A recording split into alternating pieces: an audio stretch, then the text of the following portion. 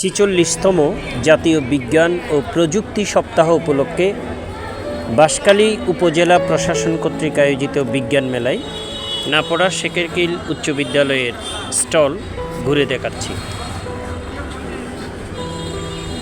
নাপড়া শেখেরকিল উচ্চ বিদ্যালয় তাদের প্রকল্প আপনাদের সামনে তুলে ধরছি। নাপড়া শেখেরকিল উচ্চ বিদ্যালয়ের পক্ষ থেকে এই স্টলে আপনাদের জানাচ্ছি শুভেচ্ছা এবং অভিনন্দন। আজকে আমাদের প্রদর্শিত প্রথম প্রজেক্টটি হচ্ছে হাইড্রোজেনেশন প্রজেক্ট, অর্থাৎ পানি এবং অন্যান্য জ্বালানির সমন্বয়ে উৎপাদিত জ্বালানি গ্যাস। উক্ত প্রজেক্টে আমাদের ব্যবহৃত হয়েছে একটি সোলার প্যানেল, একটি 12 ভোল্টের ব্যাটারি, একটি 12 ভোল্টের এয়ার পাম্প এবং ব্যবহৃত হয়েছে দুটি জার, যা আংশিক পরিপূর্ণ। এখানে প্রথম জারে রয়েছে অকটেন এবং দ্বিতীয় জারে রয়েছে পানি, এবং জার দ্বয়ে রয়েছে 4টি ট্রান্সফরমার পাইপ, এবং শেষ পাইপটিতে রয়েছে একটি ইনপুট এবং আউটপুট পাইপ, এবং শেষ আউটপুট পাইপটি যুক্ত হয়েছে একটি চুল্লি।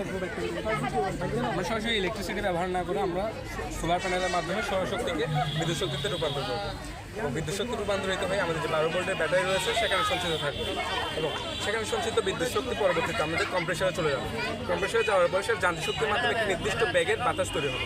নির্দিষ্ট ব্যাগের বাতাসটি ইনপুট পাইপের মাধ্যমে প্রথমে যাবে অক্টেনের পাত্রে যাওয়ার পরে সেখানে ডাল্টনস ল অফ পার্শিয়াল প্রেশার অনুযায়ী সেখানে এক ধরনের জলীয় বাষ্প তৈরি হবে। সেই জলীয় বাষ্পটি আবার আউটপুট পাইপের মাধ্যমে আবার পানি যে পাত্র রয়েছে সেখানে যাবে। সেখানে হেনরিস ল অনুযায়ী এক ধরনের জলীয় বাষ্প তৈরি হবে। আবার সেই জলীয় বাষ্পটি অত্যন্ত দাহ্য।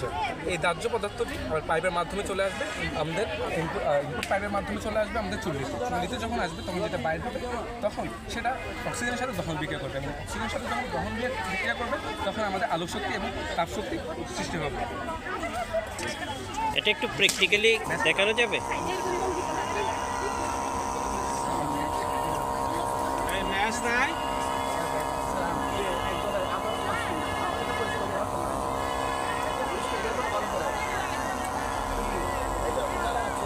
এটা কিছুক্ষণ চললে আগুন একটা বার